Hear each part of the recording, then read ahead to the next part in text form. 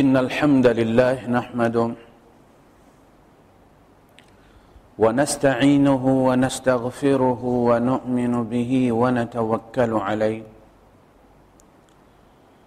ونعوذ بالله من شرور أنفسنا ومن سيئات أعمالنا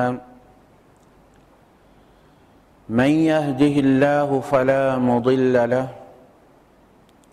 ومن يضلل فلن تجد له وليا مرشدا وأشهد أن لا إله إلا الله وحده لا شريك له ولا ضد ولا ند ولا مثيل له ولا مثال له وأشهد أن سيدنا ومولانا ومعلمنا ومرشدنا ومخرجنا من الظلمات إلى النور محمدا عبده ورسوله أرسله الله بالحق بشيرا ونذيرا وداعيا إلى الله بإذنه وسراجا منيرا فقد بلغ الرسالة وأدى الأمانة ونصح الأمة وكشف الغمة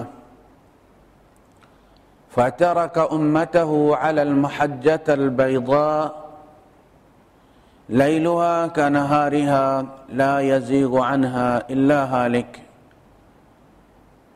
اللهم صل وسلم وبارك عليه وعلى آله وأصحابه وأزواجه وذرياته وأهل بيته أجمعين أما بعد فأعوذ بالله السميع العليم من الشيطان الرجيم بسم الله الرحمن الرحيم وأوحينا إلى أم موسى أن أرضعيه فإذا خفت عليه فألقيه في اليم ولا تخافي ولا تحزني إنا رادوه إليك وجاعلوه من المرسلين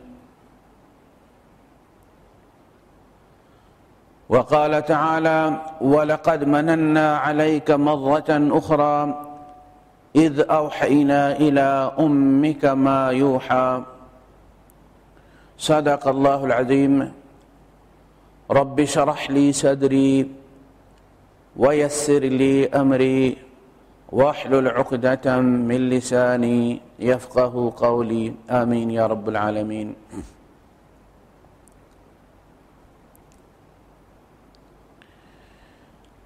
ہمارے معاشرے کو ایک ایسی بیماری لگ گئی ہے کہ جس سے کوئی طبقہ بھی محفوظ نہیں ہے. ایک بکریاں چرانے والے سے لے کر پروفیسر تک، ریڑھی لگانے والے غریب سے لے کر بڑے بڑے ٹرانسپورٹرز اور بزنس مین جو ہیں ان تک،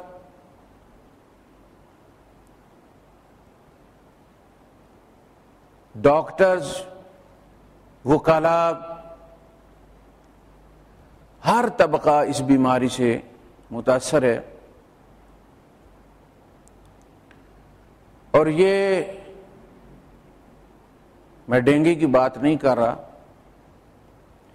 یہ بیماری گھریلو فساد ہے. ہر شخص پریشان، گھر بے سکون، نسلیں غیر محفوظ، بچے پریشان.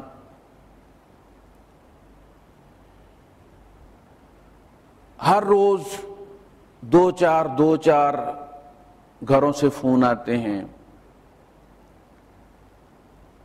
اور دونوں طرف کے دلائل اور دونوں طرف کی تفصیلات سن کے پتہ یہ چلتا ہے کہ کوئی ایسی مسکنسیپشن ہے جو ہمارے ذہنوں میں اڑی ہوئی ہے اور ہماری شخصیت ایک سپلٹ پرسنالٹی بن کر رہ گئی. دو شخصیتیں ہمارے اندر جمع ہیں. ایک وہ کنسپٹ ہے جو بعض لوگوں نے مذہب کے نام پر، کچھ لوگوں نے معاشرے کے نام پر،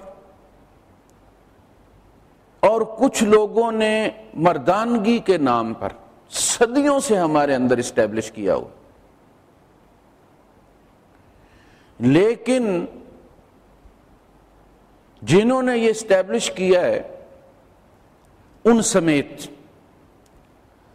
ہر گھر میں ہم جو معاملہ دیکھتے ہیں وہ بالکل اس تھیوری کے الٹ ہے. عملی طور پر اور صورتحال ہے اور علمی طور پر اور صورتحال ہے. ہم جو سنتے آئے ہیں وہ کوئی اور چیز ہے، ہم جس سے دو چار ہیں وہ کوئی اور چیز ہے. ہم سنتے آئے ہیں گھر میں مرد کی فوقیت، گھر میں مرد کا اقتدار، اور اس کی بات جو ہے وہ فائنل بات ہوگی اور وہ گھر کو ڈومینیٹ کرے گا. لیکن پریکٹیکلی ہم یہ دیکھتے ہیں کہ گھر کو عورت ڈومینیٹ کرتی ہے، اس کی بات چلتی ہے یا وہ بات چلانا چاہتی ہے. عورت کی حد تک تو یہ ہے کہ چونکہ وہ صنف نازک ہے، کمزور ہے، وہ سمجھتی ہے کہ اسے کسی وقت بھی یہاں سے کک آؤٹ کر دیا جائے گا. تو جس طرح ہوا چل رہی ہو اور آپ کو اپنا خیمہ اکھڑنے کا ڈر ہو اور آپ پکنک پہ گئے ہوئے ہوں تو آپ نارمل حالات جتنے قلعے نہیں ٹھونکتے، ایکسٹرا بھی ٹھونکتے ہیں، ایکسٹرا بندوبست بھی کرتے ہیں، ساتھ اینٹیں اور پتھر بھی رکھ دیتے ہیں تاکہ ہوا خیمہ الٹ نہ دے. تو عورت جب نئے گھر میں آتی ہے تو وہ اپنے آپ کو بالکل اسی طرح فیل کرتی ہے کہ یہ اجنبی لوگ ہیں اور کسی وقت بھی میرا خیمہ الٹا جا سکتا ہے، تو وہ ایکسٹرا بندوبست کرتی ہے. یہ اس کا آپ سمجھ لیں کہ انفیریٹی کمپلیکس، احساس کمتری ہے جو اس کو ایکسٹرا میئرز لینے پر مجبور کرتا. اور ہمارے اندر سپیریٹی کمپلیکس ہے، وہ ہمیں جبر کرنے پر مجبور کرتے ہیں.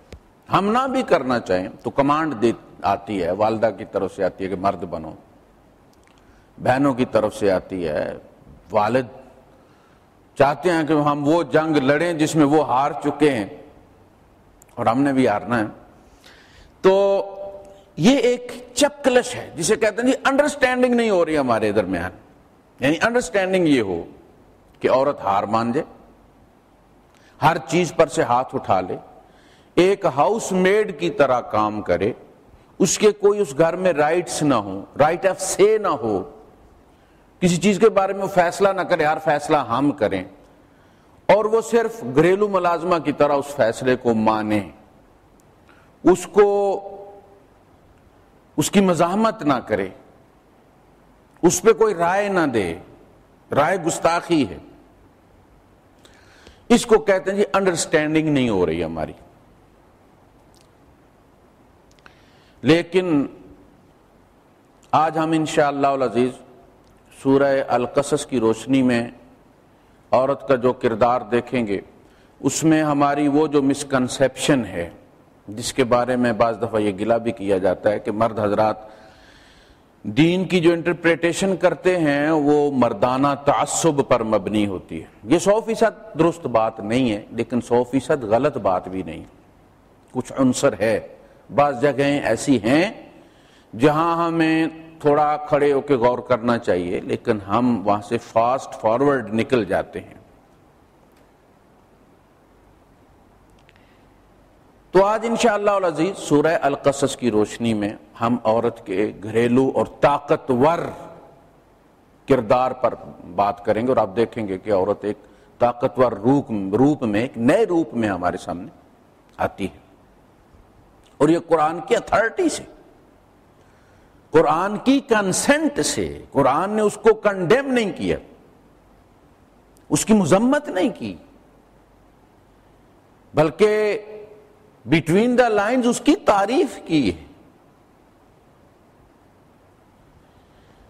اس کے بعد ہم اگر آج نہ ہو سکا تو انشاءاللہ العزیز امہات المومنین جو کائنات کی سب سے بہترین عورتیں ہیں، اور اللہ پاک نے جنہیں کہا کہ یا نساء النبی لستن کاحد من النساء، نبی کی بیویوں تم کائنات کی کسی عورت جیسی نہیں ہو، یعنی کائنات میں کوئی عورت تمہارے جیسی نہیں ہے۔ ان کے اسوے کی روشنی میں چونکہ اللہ پاک نے ان کو ہر عیب سے پاک کر دیا ہے، وَيُطَهِّرَكُمْ تَطْهِيرًا، مل مل کے صاف کر دیا ہے، اور اس کا مطلب ہے کہ جو رہ گیا ہے اس کو شریعت اون کرتی ہے، جو عادتیں ان کی رہ گئی ہیں وہ ڈیٹیچیبل نہیں ہیں، اب ان کو ہٹایا نہیں جا سکتا، وہ عورت کی فطرت اور جبلت کا تقاضا ہے اور ہمیں اس کو تسلیم کرنا پڑے گا۔ تو ان کے اسوے کی روشنی میں، اس لیے کہ نبی کریم صلی اللہ علیہ وسلم مردوں کے لیے اسوہ ہیں، اور جناب صلی اللہ علیہ وسلم کی جو ازواج مطہرات ہیں، ہماری امہات المومنین ہیں، امت کی مائیں ہیں، وہ خواتین کے لیے اسوہ ہیں۔ تو اس کی روشنی میں بھی ہم جائزہ لیں گے عورت کی ان عادات و اطوار کا جو موسٹلی 99.9% شکایات جو آج ہمیں ملتی ہیں، جس کی وجہ سے ہم کسی عورت کو چھوڑتے ہیں یا گھر سے نکالتے ہیں یا گھر برباد کرتے ہیں، تو ہم ان شکایات کا جائزہ لیں گے کہ ان میں کتنی ویلڈ ہیں، اسلام ان میں سے کتنی کو آن کرتا ہے اور درگزر کا حکم دیتا ہے، اور کتنی وہ ہیں کہ جو ناقابل قبول ہیں، ہم اس پہ بھی انشاءاللہ بات کریں گے۔ لیکن آج ہم عورت کے طاقتور روپ پر بات کریں گے۔ دیکھیے سورہ القصص میں بنی اسرائیل کے زوال سے عروج کی کہانی ہے، ایک پسی ہوئی قوم اٹھ کے حاکم بنتی ہے۔ تو اس کے لیے پہلی بات تو یہ فرمائی گئی کہ ہم یہ چاہتے تھے کہ ہم ان پر احسان کریں جنہیں دبا دیا گیا ہے، وَنُرِيدُ أَن نَّمُنَّ عَلَى الَّذِينَ اسْتُضْعِفُوا وَنَجْعَلَهُمْ فِي الْأَرْضِ أَئِمَّةً وَنَجْعَلَهُمُ دیکھیں ہم یہ چاہتے تھے کہ ہم ان کو امام بنائیں، وَنَجْعَلَهُمُ الْوَارِثِينَ، اور ان کو ہم وارث بنائیں، وَنُمَكِّنَ لَهُمْ فِي الْأَرْضِ، اور زمین میں انہیں تمکن عطا فرمائیں، اقتدار دیں ہم ان کو۔ تو اس کے لیے فرمایا وَأَوْحَيْنَا إِلَى موسیٰ، موسیٰ، ہم نے موسیٰ کی طرف وحی کی، خاتون خانہ ہے، عورت ہے، ابو موسیٰ موجود ہیں، زندہ ہیں، نوکری کرتے ہیں، اور فرعون کے یہاں نوکر ہیں، اور ٹھیک ٹھاک پوسٹ ہے ان کی۔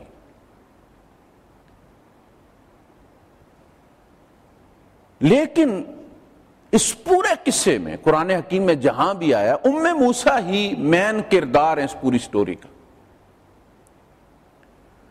ابو موسیٰ دور دور تک نظر نہیں آتے۔ تو ہمارا جو کنسپٹ ہے کہ مرد جو ہے وہ ایک فیصلہ کن کردار ہے گھر کے اندر، اور لازماً اسی کی کنسنٹ اور اسی کی مرضی سے ہونا چاہیے، تو اس صورت میں تو وہی موسیٰ علیہ السلام کے باپ کو کرنی چاہیے تھی نا، ابو موسیٰ کو وہی کرنی چاہیے تھی، وہ گھر کے سربراہ تھے، اور پراپر چینل تو یہی ہے کہ گھر کے سربراہ کو مخاطب کیا جاتا۔ لیکن اور وہ ایسی حالت میں بھی نہیں تھے کہ ان پر وحی نازل نہیں ہو سکتی، ان سے رابطہ نہیں کیا جا سکتا، ان کے ذہن میں بات نہیں ڈالی جا سکتی، ایسا خطرہ بھی کوئی نہیں۔ موسیٰ کو کیوں چنا؟ جہاں بھی ذکر آتا ہے موسیٰ علیہ السلام کے قصے کا، موسیٰ سے شروع ہوتا ہے۔ تو اس سے ایک بات تو یہ واضح ہو کر آئی کہ ام موسیٰ گھر میں فیصلہ کن حیثیت رکھتی تھیں. She was the dominating force of that family. اور یہ بات اللہ پاک سے زیادہ کون جانتا ہے کہ اس گھر میں فیصلہ کون کرنے والا ہے. لہذا جس نے فیصلہ کرنا تھا وہی اسی کو آئی، اسی کے ذہن میں، اسی کے خیال میں یہ بات ڈالی گئی کہ یہ کام کر دو، اور اس نے کر دکھایا. یہ نہیں ہوا کہ وہ انتظار کرتی رہیں کہ ابو موسیٰ آئیں گے اور ابو موسیٰ سے میں مشورہ کروں گی اور پھر ان کا کنسنٹ لوں گی. اگر ایسی بات ہوتی تو اللہ پاک نے مختلف جگہ پہ مختلف تفصیلات بیان کی، اور اسی قصے میں آگے جا کے موسیٰ علیہ السلام کی بہن کا جو ذکر کیا ہے اور کافی طویل آیت میں وہ ڈائلاگ کوٹ کیا ہے، تو وہ ابو موسیٰ اور ام موسیٰ کا جو مشورہ تھا اس کو بھی کوٹ کیا جا سکتا تھا، لیکن پتہ یہ چلتا ہے کہ ام موسیٰ نے تنہا یہ فیصلہ کیا، اتنا بولڈ سٹیپ لیا زندگی اور موت کا، اور کر گزری وہ. اس کا مطلب ہے کہ ان کے اندر گٹس تھے، اور یہ پہلا موقع نہیں تھا. وہ اس میں ان کا اتنا انفلوئنس تھا کہ انہیں ڈر نہیں تھا کہ ابو موسیٰ کو اعتراض کریں گے. وَأَوْحَيْنَا إِلَىٰ أُمِّ مُوسَىٰ أَنْ أَرْضِعِيهِ فَإِذَا خِفْتِ عَلَيْهِ فَأَلْقِيهِ فِي الْيَمِّ. دریا میں ڈال، اور انہوں نے ڈال دیا. تو پہلا تو یہ عنصر سامنے آیا کہ عورت کا یہ طاقتور کردار قرآن حکیم اس کو تسلیم کرتا ہے، اور ام موسیٰ کو خطاب کر کے اللہ پاک نے ان کو ذریعہ بنا کے فیصلے کا اس کردار کو شرعاً تسلیم کیا ہے. یہ قرآنی کردار ہے عورت کا کہ وہ بھی گھر میں، وہ گھر اس کا بھی ہے. دیکھیں وہ لونڈی بن کے نہیں آئی، خرید کر نہیں لائے آپ،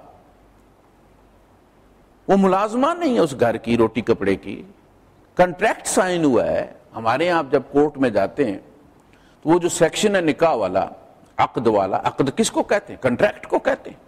عقد الایجار بھی ہے نا، ٹیننسی جو آپ کا کنٹریکٹ ہوتا ہے وہ عقد الایجار ہے.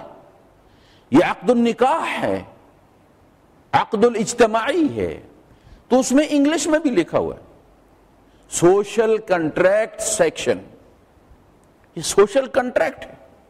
تمہارے کیا رائٹس ہوں گے، تمہاری ڈیوٹیز کیا ہوں گی، میرے کیا رائٹس ہوں گے، میری ڈیوٹیز کیا ہوں گی.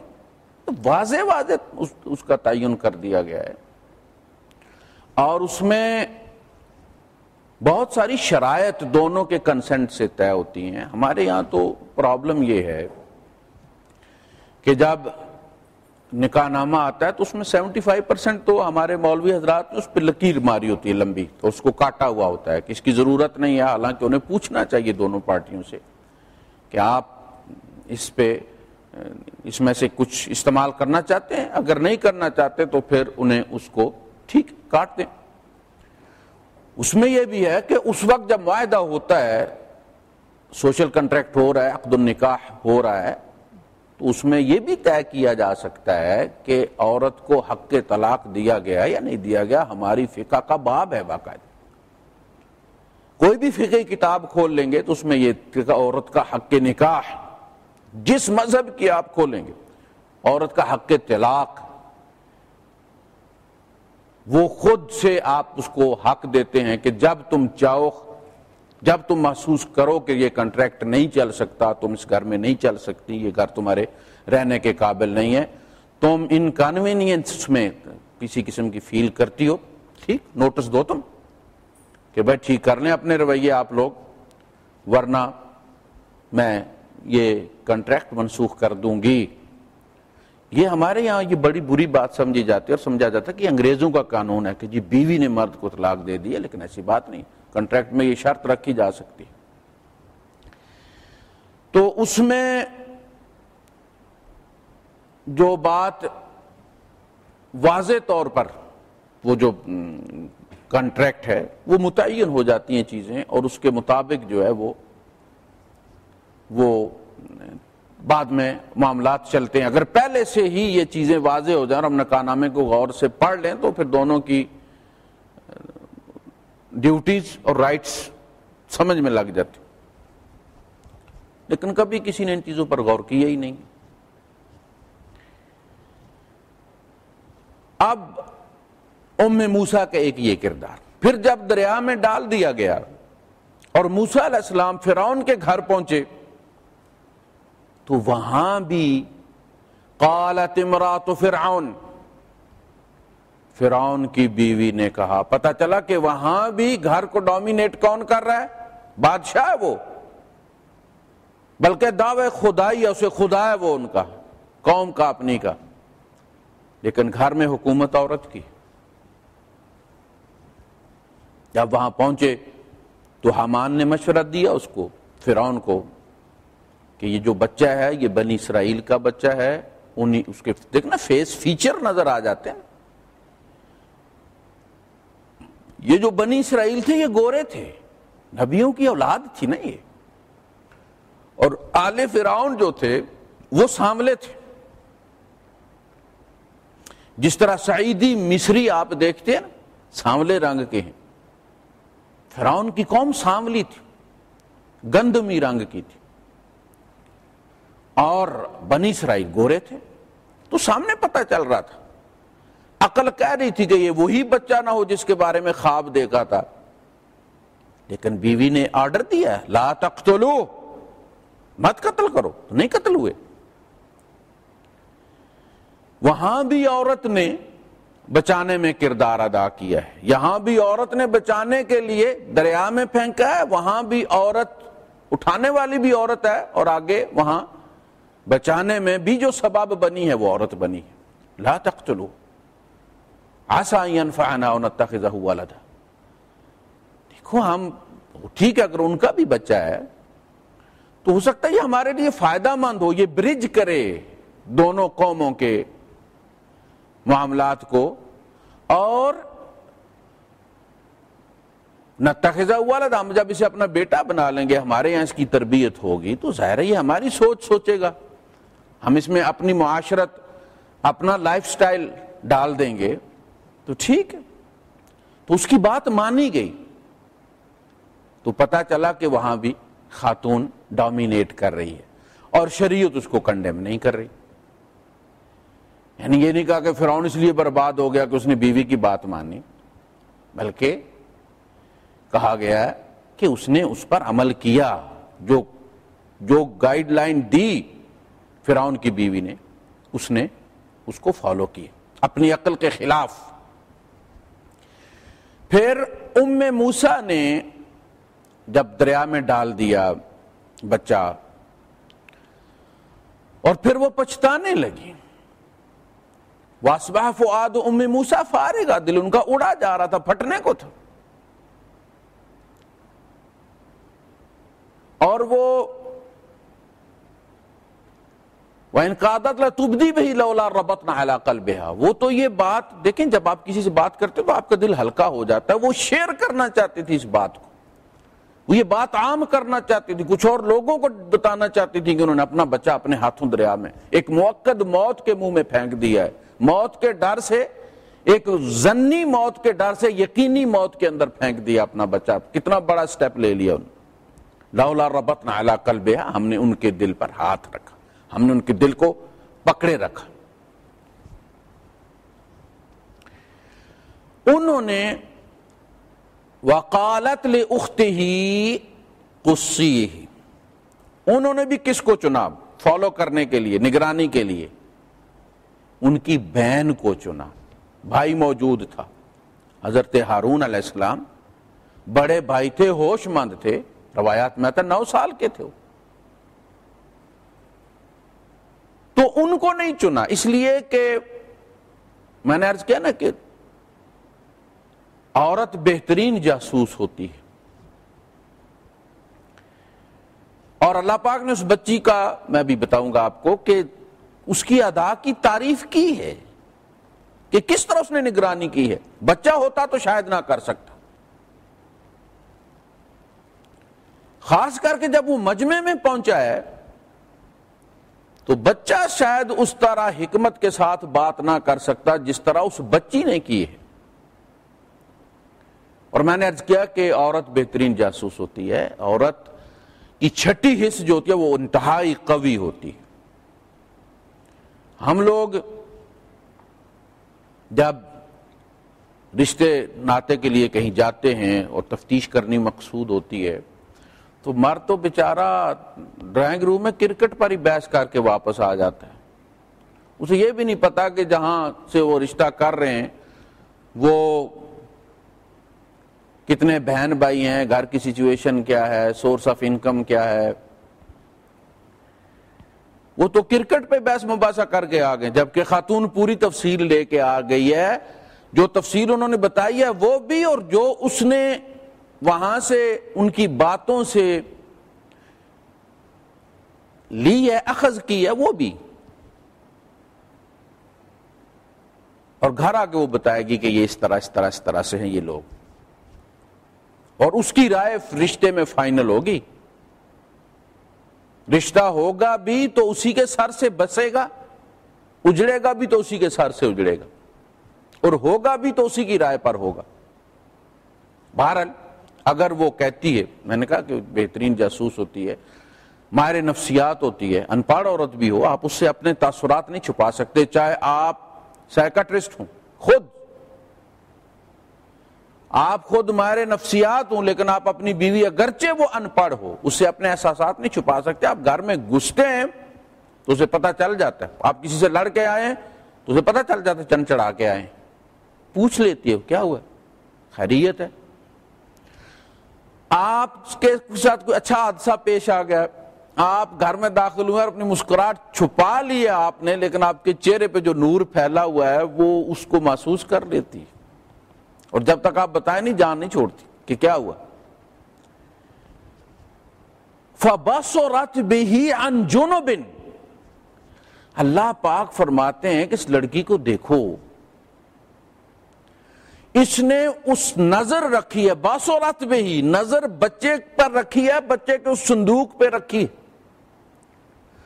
عَنْ جُنُبٍ, اور اجنبی بنی ہوئی ہے, کسی کو پتا نہیں کہ یہ جو دریا کے کنارے بچی چل رہی ہے, کھیلتی ہوئی, کبھی ایک چیز پھینکتی ہے, اٹھاتی ہے, پھینکتی ہے, اس کا تعلق وہ جو چیز اندر بہ رہی ہے, کوئی باکس ہے یا کوئی بھی ٹوکری ہے یا جو بھی ہے, اس بچی کو کچھ معلوم ہے اس کے بارے میں, یا اس کا کوئی تعلق ہے اس, اور اس کے ساتھ ساتھ یہ جا رہی ہے, اس نے محسوس نہیں ہونے دی.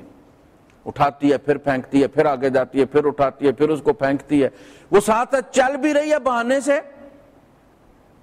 بھائی دیکھیں نا, اگر بچہ ہوتا تو وہ تو لیفٹ رائٹ کرتا ہے, وہ ساتھ جا رہا ہے, تو کسی کو پتا ہے کہ یہ شاید اس کو نکالنا چاہتا ہے جو ہے, یا اس کا ربط ہے اس کے ساتھ, کوئی پوچھ بیٹھتا ہے بیٹا یہ تمہاری چیز تو نہیں ہے.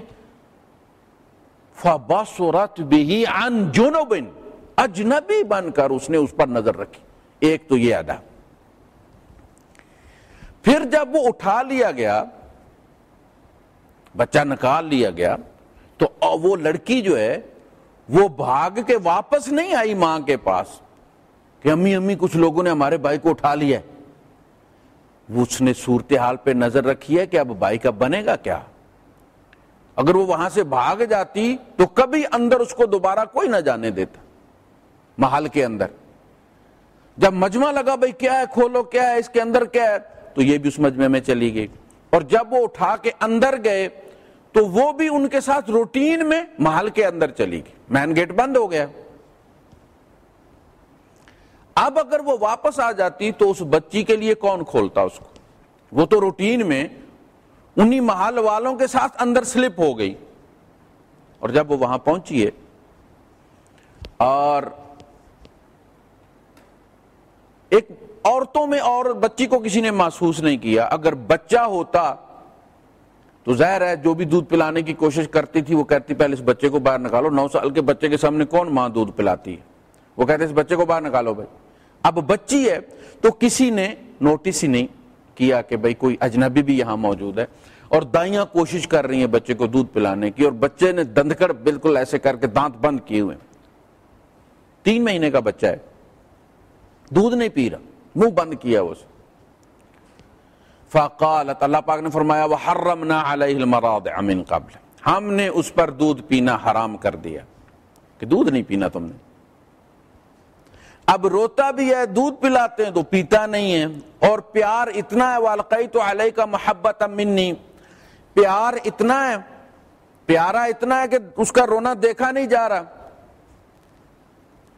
تو جب اس نے سچویشن خوب پک گئی, انہیں مشورے کی ضرورت اس نے محسوس کی.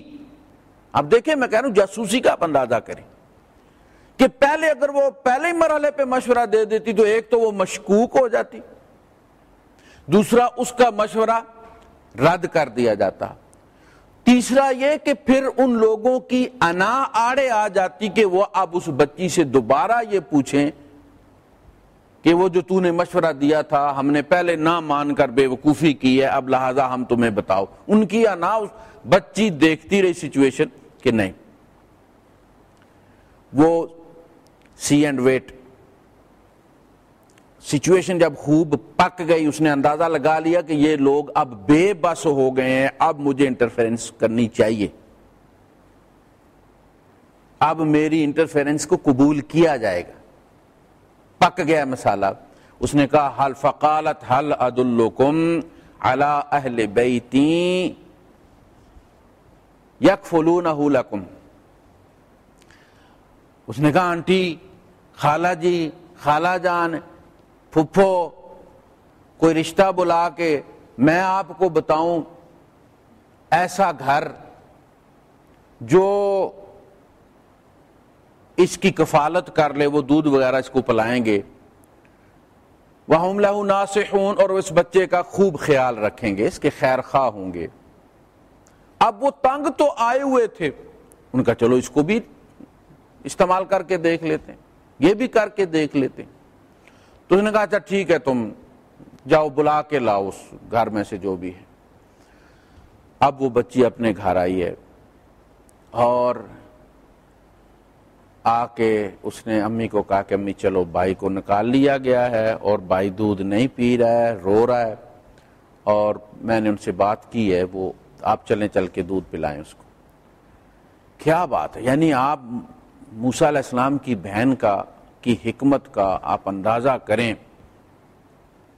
بچی ہے نا, کل اس نے عورت بننا ہے, اس کے بچپن کی یہ بات ہے اور اس کی حکمت اور اس کی عقل کی یہ بات ہے. تو جب وہ عورت بنے گی تو آپ اندازہ کر سکتے ہیں کہ وہ گھر کو کس طرح چلائے گی, کس حکمت سے چلائے گی. پھر موسیٰ علیہ السلام کی والدہ گئی ہیں اور انہوں نے جب جا کے اپنی چھاتی سے لگایا بچے کو تو بچے نے پھر دودھ پینا شروع کر دیا. تو انہوں نے بھی شکر کیا کہ بچہ چپ کیا ہے اور بچے نے کسی کا دودھ قبول کر لیا ہے, اور انہوں نے پھر اس پہ روزانہ طے کیا کہ بھائی اتنا آپ کو ہم پر ڈے پے کریں گے, آپ اس کو دودھ پلا جایا کریں. تو انہوں نے کہا کہ میں یہاں نہیں آ سکتی, میرے دوسرے بچے بھی ہیں, تو آپ بچہ بھیج دیا کریں, میں وہاں اسے دودھ پلا دیا کروں گی, اور پھر چونکہ اللہ پاک نے ان سے وعدہ کیا تھا میں اس کو واپس لے کر آؤں گا. یہ نہیں کہا تھا کہ تم اس کے پاس آؤ گی, بلکہ پھر بچہ واپس ان کے پاس موسیٰ علیہ السلام کی ماں کے پاس گھر گیا دودھ پینے کے لیے. محل سے بندہ جاتا تھا, دودھ پلوا کے لے آتا تھا, اور وہ وعدہ جو اللہ نے ان سے کیا تھا کہ اِنَّا رَادُّوهُ إِلَيْكَ, کہ میں پلٹا کے تیرے پاس لاؤں گا, وہ پلٹ کر اپنی ماں کے گھر پھر گئے. ایک بات ہوگی. پھر جب موسیٰ علیہ السلام جوان ہوئے اور ان سے وہیں رہتے تھے, لیکن انہیں پتا تھا کہ یہ اور ہیں میں اور ہوں, ان کی جو اپنا رنگ روپ تھا, جو باڈی فیچرز تھے جو ان کے, وہ پتا تھا کہ یہ کوئی اور لوگ ہیں, یہ کالے ہیں, گندمی ہیں, میں گورا سفید ہوں, میں ان کا بیٹا نہیں ہوں, میں کسی اور کا بیٹا ہوں.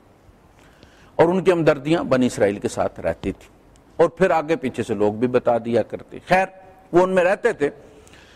پھر جب ان سے وہ قتل خطا ہو گیا اور آل فرعون کا وہ مومن جو بعد میں پھر ان پر ایمان لایا, وہ ان کا خیر خواہ تھا, وہ آیا ہے اور اس نے ان سے دیکھیں, اس نے ان کی خیر خواہی کی ہے اور ان کو آ کے بتایا کہ تمہیں قتل کرنے کا فیصلہ ہو چکا, لوگ تمہیں ڈھونڈ رہے ہیں. تو پھر اللہ پاک نے جب موسیٰ علیہ السلام پلٹ کر آئے ہیں نبی بن کر اور رسول بن کر, تو اسی شخص کو پھر توفیق بھی بخشی ہے کہ وہ ایمان لایا اور پھر ڈٹ کر کھڑا ہو گیا. اور سورہ آل مومن میں اس کا ذکر ہے, اتقتلون رجلا ان یقول ربی اللہ, کیا تم اس شخص کو اس لیے قتل کرتے ہو کہ وہ کہتا ہے میرا رب اللہ. جب وہاں سے یہ نکلے ہیں تو خالی ہاتھ نکلے ہیں, گلی میں تھے, وہ وہاں آیا ہے، اطلاع دی ہے، پیسے جیب میں تھے نہیں تو نکل پڑے وہ۔ اسی طرح جب وہ مدین کے پانی پر پہنچے ہیں تو آگے پھر اب 2 عورتیں کھڑی ہیں، پانی میں پھینکنے والی عورت، موت کے منہ میں پھینکنے والی عورت، نکالنے والی عورت، بچانے کا مشورہ دینے والی عورت، نگرانی کرنے والی عورت، ان کی بہن۔ وہاں جب پہنچے ہیں تو انہوں نے دیکھا ہے کہ کچھ مجمع لگا ہوا ہے اور ایک کنویں پر پانی پلایا جا رہا ہے۔ وجد علیہ امۃ من الناس، لوگوں کا ایک مجمع دیکھا انہوں نے۔ یسقون، وہ پانی پلا رہے تھے اپنے جانوروں کو۔ تو اصولاً تو یہ ہونا چاہیے کہ جانور تو سب کے برابر ہوتے ہیں نا، سب کو برابر جانوروں کو پانی پینا چاہیے تھا، لیکن انہوں نے دیکھا کہ 2 عورتیں ہیں، لڑکیاں ہیں جو اپنے جانوروں کو روک رہی ہیں پانی پینے سے۔ دیکھیں نا، جانور تو ضد کرتے ہیں نا، پانی سامنے گر رہا ہے اور وہ پیاسے ہیں تو وہ تو دوڑ دوڑ کے جانا چاہتے ہوں گے، ادھر سے نکلنا چاہتے ہوں گے، ادھر سے نکلنا چاہتے، اور انہیں مصیبت پڑی ہے، اس کو روک رہی ہیں، اس لیے کہ وہ جو پانی ڈال رہے ہیں ان کا قانون یہی تھا کہ ہم پانی ڈال رہے ہیں تو ہمارے جانور پانی پئیں گے، اور ان میں یہ فخر محسوس کیا جاتا تھا کہ ہمارے جانور پہلا پانی پیتے ہیں، صاف ستھرا۔ اور جو قوم گھٹیا قوم ہوتی ہے اس کے لوگوں کا پانی، یعنی وہ اتنے کمزور ہوتے ہیں کہ ان کے جانور بھی بچا کھچا پانی پیتے۔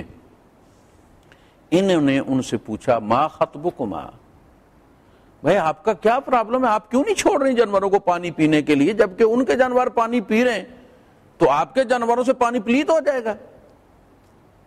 قالتا لا نسقی، وہ کہنے لگے ہم نہیں پلا سکتی، حتی یصدر الرعاء، یہاں تک کہ یہ رعاء جمع راعی کی، راعی کہتے ہیں جانور چرانے والے کو، جب تک یہ چرواہے چلے نہ جائیں ہم تو پانی نہیں پلا سکتی، ہم تو ان میں نہیں گھس سکتی۔ وَأَبُونَا شَيْخٌ کبیر، اور ہمارا باپ جو ہے وہ ایک بوڑھا بندہ ہے، شیخ بھی ہے اور کبیر بھی ہے، یعنی بہت بوڑھا ہے، وہ اس قابل نہیں ہے۔ اب انہوں نے، اب دیکھیں موسیٰ علیہ السلام نے صرف ایک سوال کیا، ما خطبکما، تمہارا کیا معاملہ ہے، اور انہوں نے موسیٰ علیہ السلام کو مزید سوال کرنے کا موقع نہیں دیا۔ جو بھی ضروری تھا، انہیں پتا تھا کہ ہم یہ جواب دیں گی تو پھر یہ سوال کرے گا، پھر یہ جواب دیں گی تو یہ پلٹ کے سوال، انہوں نے ان کے ایک سوال کا جواب ایسا دے دیا ہے کہ موسیٰ علیہ السلام کو اگلا سوال کرنے کی ضرورت محسوس۔ یہ اس عورت کی حکمت ہے جواب دینے والی کی، آپ اندازہ کریں کہ وہ کہتی ہیں کہ ہم ان مردوں میں پانی نہیں پلا سکتے، یہ ان کی حیا کی نشانی ہے۔ پھر بھائی تمہارا کوئی بھائی نہیں ہے، یہ پلٹ کے کہتے تم نہیں پلا سکتے، تمہارا بھائی آ جاتا تو یہ بات انہوں نے بتا دی کہ ہمارا بھائی شاہی کوئی نہیں ہے۔ بھائی تمہارا باپ آ سکتا ہے، کہا کہ باپ جو ہے وہ اتنا بوڑھا ہے کہ وہ اٹھ نہیں سکتا، وہ یہ کام کر نہیں سکتا۔ تو وہ سارا انہوں نے ایک جواب میں سب سمجھا دیا۔ موسیٰ علیہ السلام آگے بڑھے اور آپ نے وہ پانی پلا دیا۔ 2 روایتیں اس کے بارے میں ہمارے مفسرین بیان کرتے، ایک تو یہ کہ آپ اسی وقت مجمع چیرتے ہوئے آگے بڑھے اور جا کے اپنے ڈول اٹھایا، اور وہ ڈول جو وہ 5-7 بندے، بڑا ڈول جو چمڑے کا بنا ہوتا تھا وہ ہوتا تھا، اور وہ زیادہ بندے اس کو کھینچا کرتے تھے، وہ اکیلے انہوں نے کھینچ کے پانی پلا دیا کہ جانوروں کو۔ دوسری روایت یہ ہے کہ وہ پانی پلا کے تو وہ جو پتھر کا ڈھکن تھا اس کو انہوں نے پش کر کے دوبارہ اس کے کنویں کے منہ پر کر دیا شرارتن ان چرواہوں نے، اور چلے گئے تھے۔ تو موسیٰ علیہ السلام نے آگے بڑھ کے اکیلے اس پتھر کو ہٹا کر پانی پلا دیا۔ اور یہ آبزرویشن جو میں نے عرض کیا تھا کہ عورت کی بڑی کلوز آبزرویشن ہوتی ہے۔ اگر عورت آپ کو کہتی ہے کہ آپ کا فلاں دوست گھر میں نہیں آنا چاہیے تو وہ کبھی گھر میں نہیں آنا چاہیے۔ آپ مت کہیں کہ وہ 20 سال سے ہم کٹھے کام کرتے اور میرا دوست اور بھائی بنا ہوا۔ جو چیز عورت محسوس کرتی ہے وہ مرد محسوس نہیں کرتا۔ عورت مرد کی نگاہ کی خیانت تک محسوس کر لیتی ہے کہ اس کی نظر ٹھیک نہیں۔ اگر وہ کہتی ہے بندہ گھر میں مت آئے، اس بندے کو گھر میں نہیں آنا چاہیے، آپ اپنی دوستی کو باہر کیفیٹیریا تک رکھیں۔ ان خواتین کی یہ آبزرویشن کہ یہ بندہ ایک تو طاقتور ہے کہ جو کام وہ 8-10 بندے مل کے کرتے تھے اس نے اکیلے کر دیے، اور دوسرا یہ کہ یہ بندہ خائن نہیں ہے، اس کی نگاہ نہیں اٹھتی زمین سے۔ ہم سے بات بھی کی ہے اس نے، مخاطب بھی ہوا ہے، ہمدردی بھی کی ہے، لیکن ہمدردی کے بہانے اس نے ہمارے چہرے پر نگاہ ڈال کر ہمیں دیکھنے کی کوشش نہیں کی کہ عمر کتنی ہے، رنگ کیسا ہے، حالانکہ مرد کی جو سب سے پہلی جو انٹریکشن ہوتا ہے عورت کے ساتھ تو چہرے پہ نظر جاتی. انہوں نے نگاہ اٹھا کے بات ہی نہیں کی ان سے. دو چیزیں انہوں نے وہ نوٹ کر لی اور باپ سے ذکر کیا انہوں نے بعد میں. اور یہ دونوں ادائیں موسیٰ علیہ السلام کی ان کی نوکری اور ان کے نکاح کا سبب بن گئے، ان عورتوں کی گواہی اور مشورے پر. خیر موسیٰ علیہ السلام تو درخت کے نیچے چلے گئے اور یہ اور لڑکیاں جو ہے وہ جانور لے کے گھر چلی گئیں. تو باپ نے پوچھا کہ جلدی آ گئے ہو بیٹا، کیا بات ہے؟ تو انہوں نے کہا کہ وہ آج ایک بندہ تھا کوئی پردیسی، تو اس نے ہمیں پانی پلوا دیا جلدی سے، جلدی آ گئے. تو پھر آپ نے فرمایا بیٹا وہ پردیسی تھا تو اسے بلا کے گھر لاؤ، پتہ نہیں کتنا مجبور ہوگا، کھانا بھی کھایا ہوگا یا نہیں کھایا ہوگا، تو ہم اسے اس اجرت اس کی دے دیں گے جو اس نے کام کیا ہے. اب یہ آئی فجات احداہما تمشی علی استحیاء، اللہ پاک نے اس کی ادا کی، تعریف کی ہے، ذکر کیا، قیامت تک کے لیے محفوظ کر دیا. ان میں سے ایک آئی چلتی ہوئی علی استحیاء، حیا پر، تمشی علی استحیاء، حیا کے گھوڑے پر، اس کی چال میں حیا، اس کے ارد گرد حیا، اس کا اوڑھنا بچھونا حیا. یہ جو علا کا صیغہ اللہ پاک نے استعمال کیا ہے یہ بڑا معنی خیز ہے کہ وہ حیا کے ساتھ اس طرح چلتی آئی ہے کہ اس حیا اس کے ساتھ چل رہا تھا، حیا اس کو لپیٹے ہوئے تھا. اس کی چال کی اس حیا نے پوری انوائرمنٹ کو حیا دار بنایا ہوا تھا، وہ حیا کے پردے میں آئی ہے. یہ ہے اصل میں عورت کا زیور. علی استحیاء فقالت، اس نے آ کے کہا ان ابی یدعوک، میرے ابا جان آپ کو بلا رہے ہیں، لیجزیک اجر ما سقیت لنا، جو آپ نے ہمارے لیے پانی پلایا ہے اس کی آپ کو اجرت دینا چاہتے ہیں. اب موسیٰ علیہ السلام نے چونکہ دعا کی تھی اللہ پاک سے، رب انی لما انزلت الی من خیر فقیر، پروردگار بالکل خالی جیب ہوں. ظاہر زمانے میں ہوٹل کا رواج کوئی نہیں تھا، پیدل چل کر آئے تھے، بھوکے بھی تھے. تو کہا کہ پروردگار جو بھی خیر تو بھیج دے، جو بھی خیر تو بھیج دے، میں فقیر ہوں تیری اس خیر کا، محتاج ہوں، منگتا ہوں تیرا. تو دعا مانگ چکے تھے. جب وہ آئی تو ظاہر ہے اب کسی آدمی کا آپ اگر کام کر دیتے ہیں تو جو شریف النفس ہوتا ہے وہ یہ تو نہیں کہتا نکالو میری، کڈو میری مزدوری. وہ یہ مزدوری کا لفظ انہیں چبھا تو بڑا، لیکن چونکہ دعا مانگ چکے تھے لہٰذا اس کو رب کی طرف سے خیر سمجھتے ہوئے کہ چلو ان کے باپ سے تھوڑا سا انٹریکشن ہو جائے گا، بات چیت ہو جائے گی، تو مجھے کوئی آگے کی منزل کوئی پتہ چل جائے گی، آگے کون سی بستی ہے، کہاں جانا ہے، کسی کو کام کی ضرورت ہے، کوئی روزگار بھی تو چاہیے تھا، تو کوئی ایگزٹ مل جائے گا اس سچویشن سے نکلنے کا. ان کے باپ سے گفتگو کر کے وہ اسی مقصد سے اس بچی کے ساتھ چل پڑے. اب بچی نے جو، ہمارے بعض راوی یہ کہتے ہیں کہ آپ نے بچی سے یہ کہا کہ میں دیکھو آگے تمہارے چلتا ہوں تو تم پیچھے سے پتھر مار کے رائٹ میں اگر مجھے جانا ہوا تو میرے رائٹ سائڈ پہ پتھر پھینک دینا، اور اگر لیفٹ میں ٹرن کرنا ہے تو میری لیفٹ پہ جو ہے وہ کنکری پھینک دینا، تو میں پھر اس طرف مڑ جاؤں گا. یعنی تم، لیکن یہ اتنے تکلف کی ضرورت نہیں ہے. ضرورت کے مطابق پہلے بھی ان سے موسیٰ علیہ السلام نے ڈائلاگ کر لیا تھا، پوچھا تھا ما خطبکما، اور انہوں نے بات کی تھی، کنکری نہیں ماری تھی. اسی طرح اب بھی اگر وہ موسیٰ علیہ السلام کو کہہ دیتی ہے رائٹ یا لیفٹ، دائیں بائیں، تو اس میں کیا حرج ہے؟ اگر پہلے کوئی قیامت نہیں آئی تھی، شریعت نہیں ٹوٹی تھی ضرورت کے مطابق بات کرنے میں، تو اب موسیٰ علیہ السلام کی ضرورت کی بات کرنے میں بھی شریعت کو کوئی تکلیف نہیں ہوتی تھی. اتنا تکلف کرنے کی ضرورت نہیں، ضرورت کی بات کی جا سکتی. خیر جب وہاں پہنچے اور انہوں نے قصہ سارا سنایا، ظاہر ہے اب بچیاں بھی سن رہی تھیں. تو بات جب ختم ہو گئی تو بیٹی نے مشورہ دیا ہے.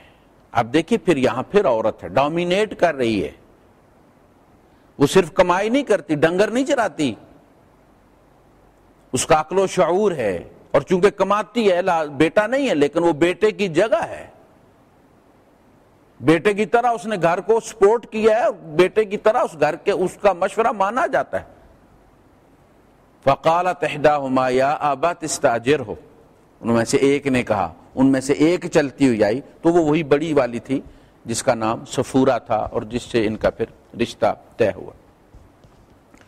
تو اس نے کہا کہ ابا جی آپ اس کو مزدور رکھ لیں، اجرت پہ رکھ لیں ان کو، یہی کام کرنے کے لیے کہ یہ ہمارے جانور چرا دیا کریں، پانی وانی پلا دیا کریں، ہمارے گھر میں رہیں، اور ہمیں ایک طاقتور بندے کی ضرورت ہے، اس طاقتور کی جو امانت دار بھی ہو، نہ صرف یہ کہ اس سے ہماری عصمت کو کوئی خطرہ نہ ہو، بلکہ وہ دوسروں سے بھی ہماری عصمت کی جو ہے وہ حفاظت کرے قوی ہونے کی نسبت سے، اور خود کوئی خیانت نہ کرے امین ہونے کی نسبت سے۔ تو انہوں نے کہا ان خیر من استاجرت القوی الامین، ابا جان مزدوری کے لیے یہ شخص سب سے بہترین ہے، اس لیے کہ یہ القوی بھی ہے اور الامین بھی ہے، اور ان دونوں چیزوں کا تجربہ وہ کر چکی تھی۔ اور باپ نے بغیر کسی رد و قدح کے کہ بیٹا ہم نے اس کا بیک گراؤنڈ نہیں دیکھا، یہ جو بات کہہ رہا ہے ضروری ہے کہ سچی ہو، یہ تو اس کی سٹوری ہے نا، کوئی گواہ تو ہے نہیں، اور بیٹی سے کہا کہ نہیں، بیٹی نے منہ سے نکالی اور باپ نے مان لی، اور ڈومینیٹ کر رہی ہے کہ نہیں کر رہی؟ عورت موسیٰ علیہ السلام کے گھر میں ڈومینیٹ کر رہی ہے، ابو موسیٰ کا کوئی پوری سٹوری میں کہیں ذکر نہیں۔ صرف یہی نہیں، نہ تورات میں اس کا ذکر ہے، نہ موجودہ انجیل میں اس کا ذکر ہے، نہ قرآن میں اس کا ذکر ہے۔ تورات میں بھی موسیٰ چل رہی ہے، بائبل میں بھی موسیٰ چلتی ہے، اولڈ ٹیسٹامنٹ میں بھی، نیو ٹیسٹامنٹ میں بھی، اور قرآن میں بھی موسیٰ چل رہی ہے۔ فرعون کے گھر میں بھی قالت امرأۃ فرعون قرۃ عین لی ولک لا تقتلوہ، اس کی عقل کہہ رہی ہے قتل کر دو، حامان کا مشورہ قتل کر دو، بیوی نے کہہ دیا لا تقتلو، نہیں قتل کیے۔ پھر یہاں جب آئے تو بیٹی نے مشورہ دیا ہے کہ آپ اس کو اجرت پہ رکھ لیں، اسی وقت مشورہ مان لیا گیا ہے کہ ٹھیک ہے تم ہمارے یہاں رہ جاؤ، ہمیں ضرورت بھی ہے ایک مرد کی کام کرنے کی، اور تم نے اپنے کردار سے وہ سکہ جما دیا ہے کہ جس سے ہم یہ مناسب سمجھتے ہیں کہ تم ان عورتوں کو پروٹیکشن بھی دو، ہمارا کام بھی کرو، ہمیں احساس ہو کہ ہمارے گھر میں کوئی جوان مرد بھی رہتا ہے، لیکن یہاں رہنے کے لیے جو ہے وہ تمہیں دینے کے لیے میرے پاس کچھ نہیں ہے، میں کمائی نہیں کرتا۔ تو اس میں ایک تو انہوں نے یہ شرط رکھی کہ ان دو بیٹیوں میں سے قال انی ارید ان انکحک احدی ابنتی ہاتین علی ان تأجرنی 8 حجج، تم اگر میرے ساتھ کنٹریکٹ کر لو کہ 8 سال تم میرے یہاں کام کرو گے، میرے یہاں رہو گے، تو ان میں سے کسی ایک کے ساتھ میں تمہارا نکاح کر دوں گا، تم انتخاب کر لو۔ تو جاءت احداہما قالت احداہما، اور یہ احدی ابنتی وہی ایک لڑکی جو تھی جو ظاہر ہے جس نے موسیٰ علیہ السلام سے ڈائلاگ کیا اور جو لے کر آئی انہیں، تو پھر موسیٰ علیہ السلام نے دیکھا، جب انہوں نے کہا کہ ان دونوں میں سے کوئی ایک تم پسند کر لو، تو شادی کے لیے دیکھنے میں کوئی حرج نہیں ہے، لیکن یہ دیکھنا اس سٹیج پر ہوگا جہاں باقی معاملات چیک ہو چکے ہوں۔ پہلے لڑکے کی ماں دیکھ لے، اگر وہ اوکے کرتی ہے اس کی بہنیں پہلے دیکھ لیں، یہ نہیں کہ لڑکی لڑکے کو دکھائے لڑکے کو پسند آ گئی ہے جی اور اماں نے ریجیکٹ کر دیا یا بہنوں نے ریجیکٹ کر دیا، تو یہ صرف دکھلائی والا معاملہ نہیں ہوگا، دکھلائی اس معاملے پہ اس جگہ آئے گی جہاں صرف اب لڑکے کی کنسنٹ باقی ہے، باپ بھی ایگری ہے، ماں بھی ایگری ہے، بہنیں بھی ایگری ہیں، دیگر معاملات طے ہو چکے ہیں، اب کہتے ہیں جی لڑکا اگر اوکے کرتا تو ہم لڑکی کر لیتے، تب اس وقت دیکھا جائے گا، یہ نہیں کہ جاتے ہی پہلے دفعہ جی لڑکی دکھا دو یا لڑکی کا فوٹو دے دو، ایسے نہیں۔ خیر انہوں نے پھر انہوں نے جو شیخ مدین تھے انہوں نے سے کہا کہ دیکھو 8 سال کا تو ہمارا کنٹریکٹ ہے، یہ طے شدہ بات، لیکن اگر تم مہربانی کر کے 2 سال ایکسٹرا دے دو مجھے، 10 سال اس کو پورا کر لو، تو یہ تمہاری مہربانی ہے، لیکن تم پر جبر نہیں، ہمارا کنٹریکٹ صرف 8 سال کا۔ فَإِنْ أَتْمَمْتَ عَشْرًا فَمِنْ عِنْدِكَ۔ اس سے یہ بات نکلی کہ ہر بندہ اپنے مفادات کے بارے میں سوچ سکتا ہے، یہ غیر شرعی نہیں ہے۔ وہ شیخ مدین جو تھے انہوں نے موسیٰ علیہ السلام کا مفاد نہیں سوچا کہ ان سے یہ کہہ کہ کنٹریکٹ تو 8 سال کا ہے لیکن میں 6 سال کے بعد بھی تمہیں فارغ کر سکتا ہوں اور تم جا سکتے ہو، نہیں، ان کا تم مجھے 2 سال ایکسٹرا دو۔ اور موسیٰ علیہ السلام نے اس پہ طے کر لیا کہ ٹھیک ہے، اگر اس میرے اوپر جبر نہیں ہوگا، میں ان میں سے ایما الاجلین قضیت فلا عدوان علی، ان دونوں مدتوں میں سے میں جو بھی پوری کروں میرے اوپر کوئی زیادتی نہیں ہوگی۔ ٹھیک ہے، واللہ علی ما نقول وکیل، اور جو ہم نے معاہدہ کیا اس پہ اللہ پاک جو ہے وہ گارنٹر ہے اس کا۔ بات طے ہو گئی، موسیٰ علیہ السلام نے 8 سال کے بعد ان کا جو ہے وہ مدت پوری ہو گئی اور نکاح کر دیا گیا۔ بعض روایات میں یہ ہے کہ نکاح تو اسی وقت کر دیا گیا تھا تاکہ ان کا اس گھر میں رہنا لیگل ہو جائے، نکاح اسی وقت کر دیا گیا تھا، البتہ رخصتی 8 سال کے بعد ہوئی، یعنی لڑکی جو ہے ان کے حوالے 8 سال کے بعد کی گئی، لیکن نکاح جو ہے وہ اسی وقت، اسی لیے انہوں نے نکاح کروایا تاکہ اس گھر میں اس کا رہنا، تو گھر داماد رہنا بھی کوئی اتنی عیب کی بات نہیں ہے۔ خیر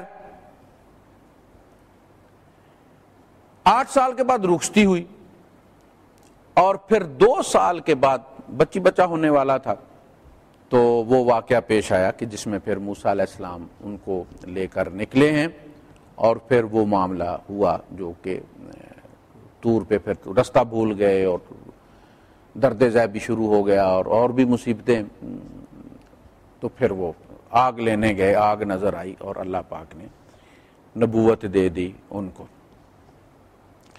تو عرض کرنے کا مقصد یہ ہے کہ سورہ القصص کی روشنی میں آپ جب دیکھیں گے تو آپ کو نظر آئے گا کہ عورت کا یہ جو کردار ہے یہ پوری حکمت کے ساتھ، پھر سورہ سبا میں آپ دیکھیں گے ملکہ بلقیس کا جو کردار ہے وہ ملکہ ہے، اور اس نے جو سٹیپس لیے ہیں، جس طرح اس نے حکمت کے ساتھ فیصلے کیے ہیں، اپنی قوم کو مروا نہیں دیا، اس نے بربادی نہیں کی، اس نے دیکھ لیا کہ اس قوت کا مقابلہ نہیں کر سکے، جہاں ضرورت تھی وہاں اس نے صلح کر لی، اور جب اس نے ان کا کردار دیکھ لیا تو وہ ایمان لے آئی۔ تو یہ سارے فیصلے کس نے کیے؟ عورت نے کیے، اور قرآن حکیم نے ان کو مینشن کیا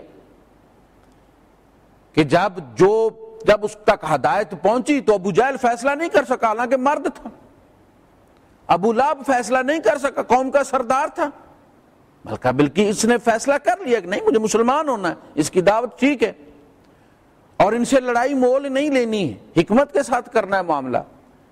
تو ان کے فیصلے کو بھی سورہ سبا میں اللہ پاک نے جو ہے وہ سورہ سبا میں اس کا ذکر کیا، یا سورہ النمل میں اس کا ذکر، جہاں بھی اس کا ذکر آیا ہے وہ اچھے لفظوں میں آیا ہے۔ تو عورت کا ایک کردار گھر کے اندر ہے، اور یہ وہ کردار ہے جو ہے موجود ہے، اس کو وجود ہے، قبضہ ہے اس کا، ہر گھر میں ہے۔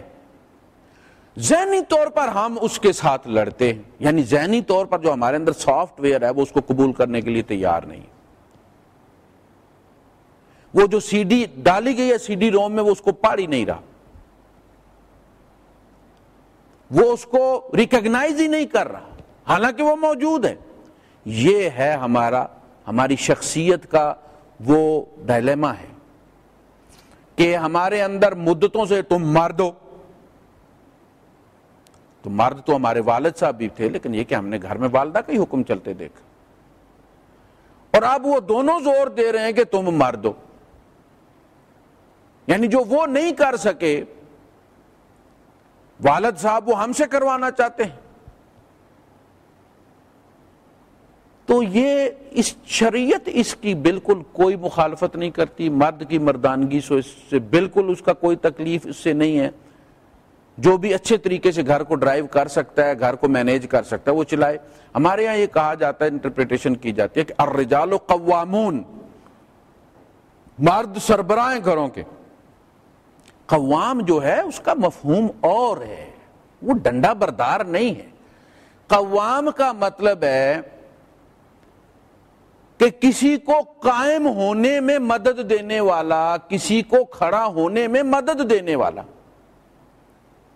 اس کو کہتے ہیں قوام. یعنی ایک چیز خود کھڑی نہیں ہو سکتی، اس کے کھڑے ہونے کے لیے جو بھی چیز آپ استعمال کرتے ہیں اس کو کہتے ہیں قوام. وہ جو چھت جس کے گرنے کا خطرہ ہے، اس چھت کو جو سپورٹ آپ نیچے دیتے ہیں، اس چھت کو وہ کھڑا کیے ہوئے ہے، اس کو کہتے ہیں قوام. وہ جو گملہ آپ لے کر آتے ہیں، اس گملے میں آپ نے بیل لگائی ہوئی ہے، وہ بیل جو ہے وہ اپنے اس کی ریڑھ کی ہڈی نہیں ہوتی، وہ کھڑا نہیں ہو سکتی. اس کا کھڑا کرنے کے لیے جو آپ درمیان میں ایک ڈنڈا ٹھونکتے ہیں، جو سپورٹ اس کو دیتے ہیں، اس کو کہتے ہیں قوام. جو اس بیل کو کھڑا ہونے میں مدد دیتا ہے، اس کی ریڑھ کی ہڈی بنتا ہے، اس کو کہتے ہیں قوام. اور ایک وقت آتا ہے کہ پھر وہ قوام نظر کوئی نہیں آتا، وہ بیل ہی بیل نظر آتی ہے. تو عورت کو فائنینشلی سپورٹ کرنا، عورت کو معنوی طور پر، نفسیاتی طور پر کہ اسے احساس تحفظ ہو، نفسیاتی طور پر کھڑا کرنا، معاشی طور پر عورت کو کھڑا کرنا، اور دیگر معاملات میں اس کی سپورٹ کرنا، یہ مرد کا کردار ہے، وہ قوام ہے. Men are managers of women. Manage کرنا، تو مینیج کرنا یہی ہے نا کہ وہ آپ نے جو ٹھونکی ہے سپورٹ، وہ اس کو لپٹنے دیتی ہے، اس جتنے بھی اندر سے وہ پاؤں نکالتی ہے اپنے لپٹنے کے لیے وہ بیل، تو وہ اس کو یہ نہیں کہتی خبردار میرے قریب نہیں آنا، خبردار. تو مینیج کرنا یہی ہے کہ وہ اس کو سپورٹ فراہم کرتی ہے اور اپنے سے لپٹنے دیتی ہے، یہ ہے اس کا قوام. تو قوام کا مطلب یہ ہے کہ آپ گھر میں ہیں، آپ نظر رکھے ہوئے ہیں، نگاہ رکھے ہوئے ہیں، آپ دیکھتے ہیں کہ اس نے فیصلہ کیا ہے، صحیح فیصلہ کیا ہے. اگر ایک جگہ نو انٹری اور بیوی کہتی ہے کہ یہاں سے آپ مت جائیں، تو اس لیے اس کی مخالفت کرنا کہ یہ بیوی کی بات ماننے والی بات ہے، بیوی کے تھلے لگنے والی بات ہے، میں تو یہاں سے جاؤں گا نہیں. اس کا مشورہ صحیح ہے، اگر اس کا مشورہ صحیح ہے، ریلیبل ہے، تو آپ اس پہ عمل کریں، اس میں مردانگی کی کوئی تکلیف نہیں. تو میں یہ سمجھتا ہوں کہ انڈرسٹینڈنگ جس کو ہم کہتے ہیں نا کہ انڈرسٹینڈنگ نہیں ہو رہی ہمارے درمیان، بھائی صاحب وہ انڈرسٹینڈنگ ہم نے کرنی ہے. کہ بھائی واقعہ کیا؟ واقعہ یہ کہ یہ گھر میں رہتی ہے، گھر اس کا ہے، گھر کے تحفظ کے لیے جو کمزور ہوتا ہے طبقہ ہوتا ہے اس کو زیادہ فکر ہوتی ہے، وہ کمزور ہے، اگر گھر برباد ہوتا ہے اس کا زیادہ نقصان ہوگا، وہ زیادہ فکر کرتی ہے، وہ ہر سوراخ وہ بند کرنے کی کوشش کرتی ہے جہاں سے اس کے گھر کو خطرہ ہو. تو اس صورت میں شریعت نے متعین کر دیا کہ عورت کے رائٹس کیا ہیں اور عورت کی ڈیوٹیز کیا ہیں. ہم اگر اس سے ایکسٹرا کرنا چاہتے ہیں، ہم اس کے رائٹس نہیں دینا چاہتے، رائٹ آف سے نہیں دینا چاہتے، بات مشورہ کوئی چیز کرنے نہیں دے، تو ظاہر انڈرسٹینڈنگ کا مسئلہ ہماری طرف سے ہے، اس کی طرف سے نہیں ہے. اللہ پاک مجھے بھی توفیق عطا فرمائے، آپ حضرات کو بھی. انشاءاللہ اگلے درس میں ہم اس کو جاری رکھیں گے. اور وہ جو شکایتیں ہمیں ملتی ہیں مرد حضرات کی طرف سے کہ بیوی یہ بھی کرتی ہے، یہ بھی کرتی ہے، یہ بھی کرتی ہے، انشاءاللہ اسوہ ازواج مطہرات میں یا اسوہ امہات المومنین میں ہم انشاءاللہ ان شکایات کا بھی جائزہ لیں گے اور پھر اس پہ بات کریں گے. وآخر دعوانا